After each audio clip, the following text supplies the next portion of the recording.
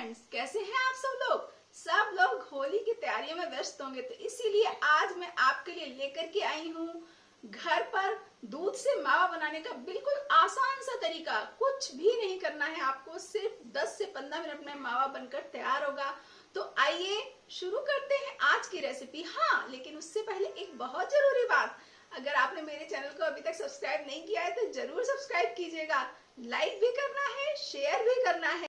तो दूध से मावा बनाने के लिए सबसे पहले हमें क्या करना है, कोई भी कढ़ाई जो भी आप ले रहे हैं, नॉन स्टिक लोहे की या सिंपल स्टील की, उस पूरी कढ़ाई को आपको अच्छे से इस तरह से पानी से कोट कर लेना है।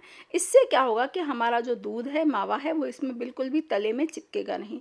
तो ये मैंने फुल क्रीम वाला दूध लिया है, लाल वाला जो पैकेट आता है अमूल का वही दूध लिया है। जो लो फैट या कम फैट वाला दूध होता है उससे मावा बन तो जाता है, लेकिन बहुत ज़्यादा देर लगती है और कम क्वांटिटी में बनता है। तो आप जब भी मावा बनाएं, आप दूध हमेशा फुल क्रीम वाला ही लीजिएगा। तो ये हमने यहाँ पर कढ़ाई में डाल दिया है और चलाकर इसको छोड़ दीजिए, अभी बिल्कुल भी नहीं चिपकेगा। अगर आपको ऐसा लग रहा है कि अरे 2-2 घंटे तक कौन खड़े होकर मावा बनाएगा, तो बिल्कुल नहीं। आपको क्या करना है कि जब आप खाना बनाने घुस रहे हैं ना किचन में, बस उसी समय दूसरे गैस पर आप दूध चढ़ा दीजिए और जब तक आपका खाना बनकर तैयार होगा ना, तब तक आपका मावा बनकर तैयार हो जाएगा। फिर आप इससे गुलाब जामुन, गुजिया, बर्फी कुछ भी बना सकते हैं। तो देखिए, ये इसमें अच्छे से उबाल आ गया है दूध में। किनारों पर जो दूध हमारा लगता जाएगा ना, उसको आप जब भी चलाएंगे तो उसको धीरे धीरे पूरा निकालते जाइएगा। तो उससे क्या होगा ना कि जो किनारों का दूध है वो वेस्ट नहीं जाएगा। ये देखिए, इस तरह से जब ऊपर दूध आने लगता है तो हमें डर लगता है कि दूध उफन ना जाए। तो हमें क्या करना है कि इस तरह की एक कलछी लीजिए और कढ़ाई में ही डली छोड़ दीजिए।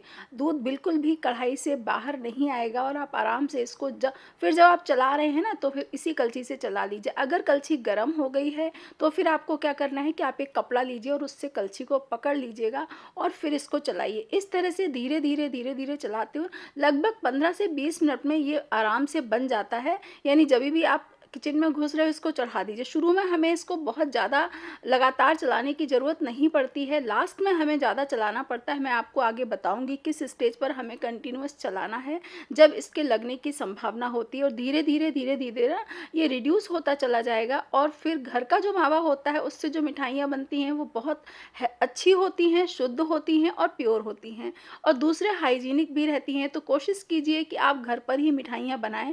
मावा बनाने का तरीका तो मैंने आपको बता ही दिया। अब इस स्टेज पर जब हमारा दूध लगभग आधा हो गया है, अब हमें इसको धीरे धीरे लगातार चलाना होगा। और एक बात और ध्यान रखनी है दोस्तों कि इस स्टेज पर ना ये बाहर निकलने लगते हैं, इतने बुलबुले इतनी तेजी से उबलता है ये कि इसके जो छींटे हैं ना वो हमारे हाथ पर आने लगते हैं। तो यदि आपके पास बड़ा वाला कलछा है जिसका डंडा बड़ा है तो फिर तो कोई प्रॉब्लम नहीं है, लेकिन अगर आपके पास बड़ा वाला कलछा नहीं है, यानी जिससे आप चला सको, वो बड़ा नहीं है उसका डंडा, तो फिर आप क्या करोगे, बस यहाँ पर इसको बिल्कुल भी छोड़िएगा मत। इसको नहीं छोड़ना है कि अगर आपने छोड़ दिया तो ये लग जाएगा इस स्टेज, यानी जब लगभग 4th रह जाता है ना, 1/4, तो हमको नहीं छोड़ना है।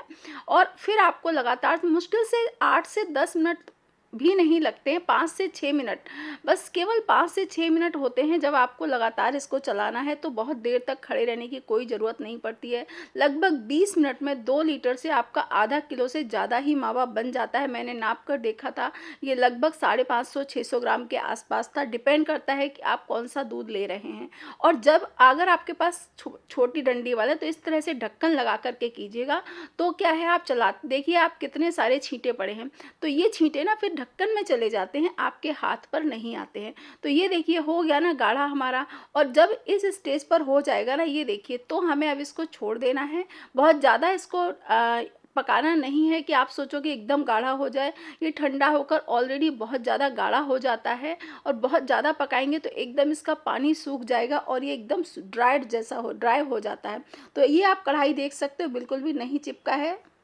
तो दोस्तों, कढ़ाई में ज़रा भी नहीं चिपका है। अब आपके पास मावा तैयार हो गया है, आप इससे मिठाइयाँ बनाइए, एंजॉय कीजिए। जल्दी ही मिलते हैं नेक्स्ट वीडियो में। Bye bye.